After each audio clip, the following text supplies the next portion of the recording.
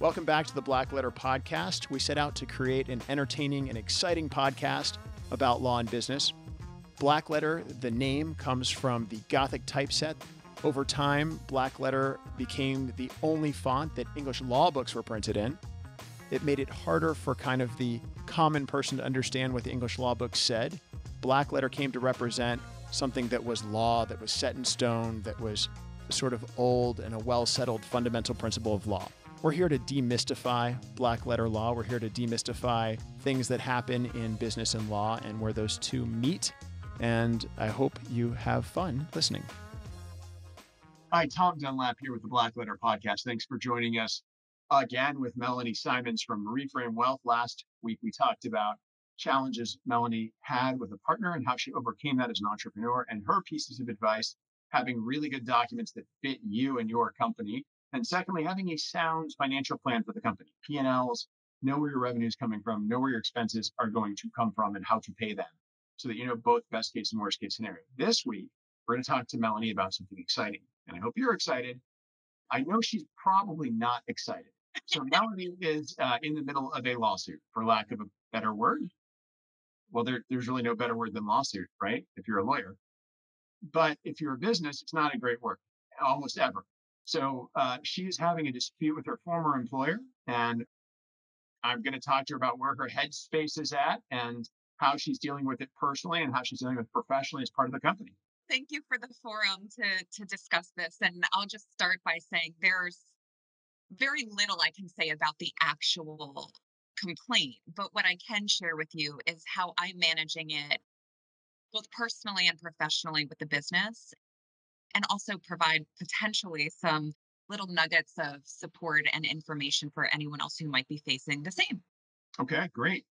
Tell us about a little bit about the dispute at kind of a vague high level, whatever you can say, whatever's public. I mean, if you're in arbitration and it's secret, I understand.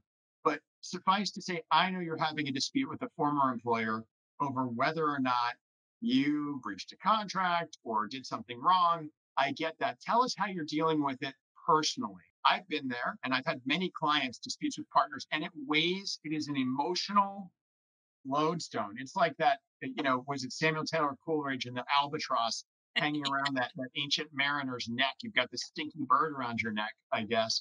How are you dealing with the stinky bird?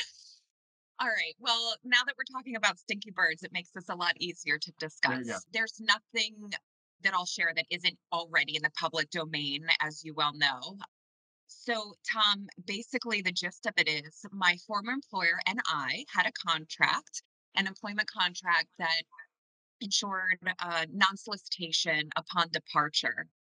And there are many other things in this contract, but the real crux of the case and the complaint is around non solicitation. Which is So, pretty standard, right? I have represented many financial planners, many. In fact, my sister-in-law is one, and she had the same provision in every one of her contracts, and all of the financial planners I've ever dealt with has a clause that looks like, hey, you can't take our current clients that you met while you were with us. That's generally what these things say, all of them, right? Is that exactly. about right? That's exactly right, Tom. And nothing fancy or surprising about this. And I have been very diligent in abiding by that contractual obligation, and I will continue to.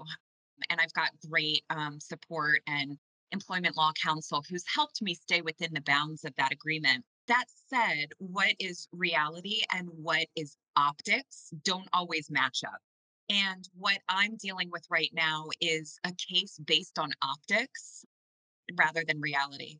Your question to me was, how are you managing this personally? And the concept of the albatross is a pretty good one. It's heavy, it's weighty, it doesn't feel great, it's there all the time. But at the same time, I have resolution in internally, Tom, knowing that I have in reality done everything that I have agreed to and everything right, and frankly, pretty much by the book, down to the letter. That doesn't change the pressure that I feel knowing that there are people out there, in fact, people I have great respect for, who think I've done something wrong. I don't know about you, Tom, but I am a person who follows rules. I am, one of those overachieving students back in the day. And to have anyone even think or believe that I have Right. done something outside the bounds of the rules is a hard thing to manage, but you got to get through it. That's part of business ownership. Yeah, massive emotional weight. So I get that. And, companies do this all the time. They use the non-compete or non-solicitation, even if you're not doing it as a hammer, as a threat. And to me, I think, and I tell clients this all the time that say we should enforce this, unless they're actually losing real money and it's a real thing and it really happened, it's a waste of everyone's time.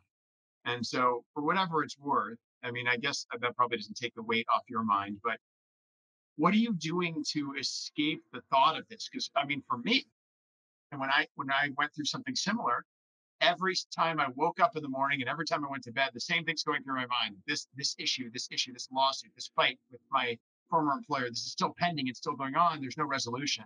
Does it get better with time? Does Yeah, it take meditation? Do you do yoga? Like, what gets that out of your head? all of the above. So I am really focused on self care, mindfulness, physical movement to help just manage the emotional strain. But I will also say there's something, and you'll see a theme here, Tom. A Uh, financial plan has solved a lot of the emotional stress for me. The biggest weight for me, other than the perception and the optics that perhaps I've done something wrong, even though I know I didn't, the other aspect of that is the cost. And as you well know, the cost of going through any type of litigation, arbitration, or lawsuit is very, very substantial. So, yeah. what I did is I took that business plan and financial plan for Reframe Wealth and I brought it through with this new cost.